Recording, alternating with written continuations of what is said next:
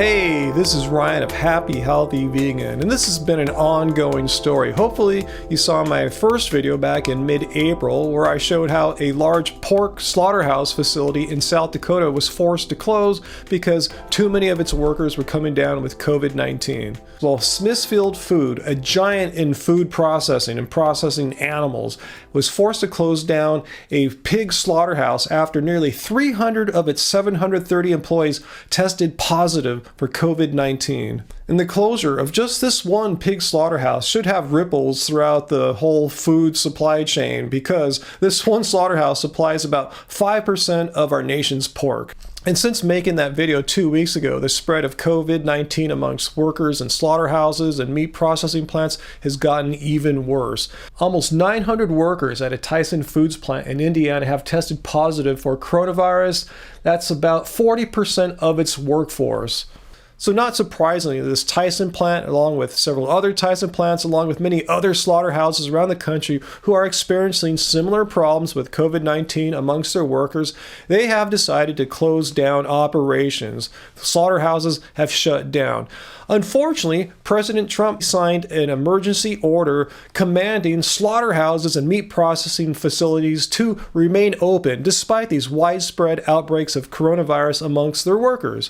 And this is despite the fact that approximately 5,000 meat industry workers have contracted COVID-19 and 20 have died. This is an absolutely nightmarish situation for people who work in the meat production businesses. I mean, first of all, they're some of the most exploited workers in any industry out there.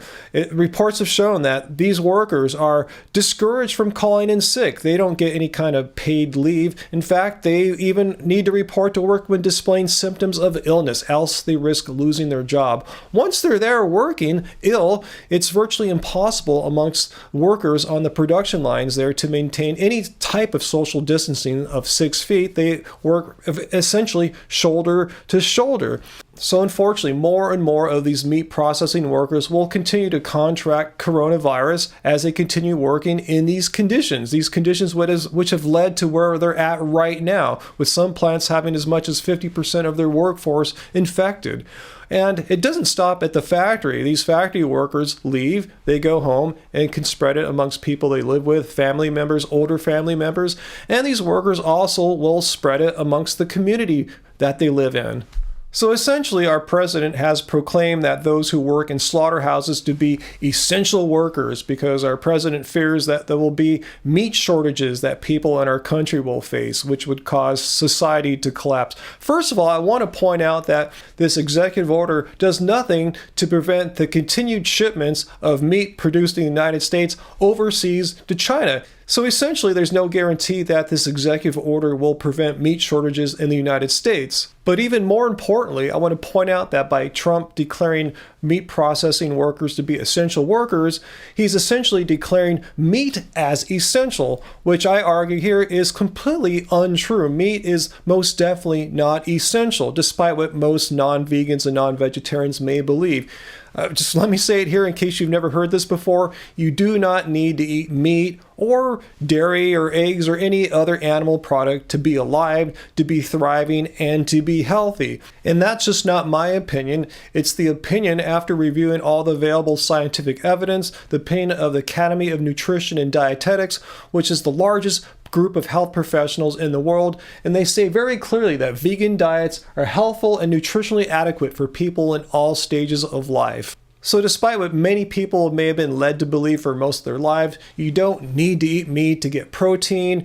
Eating meat-free diets won't lead you to become nutritionally deficient in any vitamins or minerals. You could take my blood test here. This year will mark my 10th year as a vegan, no animal products whatsoever.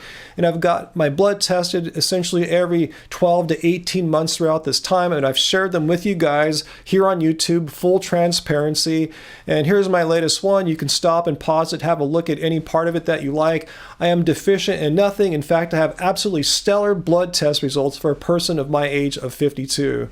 So the point I'm trying to make here is not about me. The point is that if someone like myself and many others like myself have been not only surviving but thriving for years, decades, eating absolutely no meat, no dairy, no eggs, it stands to reason that your average non-vegetarian, non-vegan people out there, instead of being worried and panicking at the notion of there being no or very little meat at the supermarkets for the next several months, they will be just fine eating plants, as I have and many others have done, as happy, healthy vegans. So no, meat is most definitely not essential. You don't need to eat meat in order to stay alive. You can survive for a few months or many decades without meat, absolutely no problem. Plants, on the other hand, are 100% essential, not only for human consumption, but for animals, for livestock. Most people are probably not aware that the livestock that they end up buying at the supermarket as meat are fed diets of plants. But meat,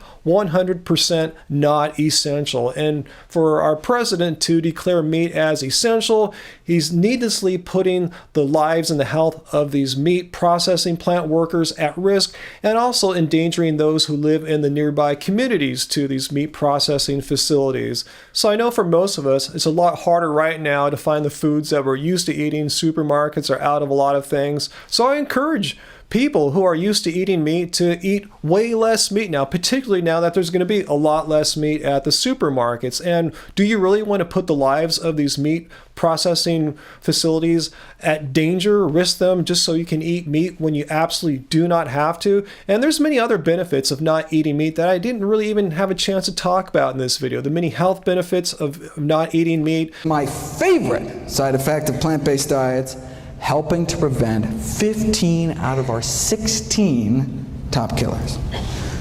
Want to solve the healthcare crisis? I've got a suggestion. How it helps reduce greenhouse gas emissions, which is the #1 problem that humanity is facing aside from pandemics like this. And you also don't have to needlessly kill animals in order to live. You can eat plants. So for all these reasons, I encourage people to consider going more plant-based, more vegan right now, and maybe you'll like it. Maybe you'll want to do this in the long run after things somewhat get back to normal in the future. Anyway, guys, leave your questions and comments down below. What do you think about these meat shortages? Do you think people should be more encouraged to go vegan and not think of meat as an essential food or essential thing, because it's simply not? Hit like, please hit like. I should have said at the beginning, share this video, make sure this information gets around, because I believe it's very, very important.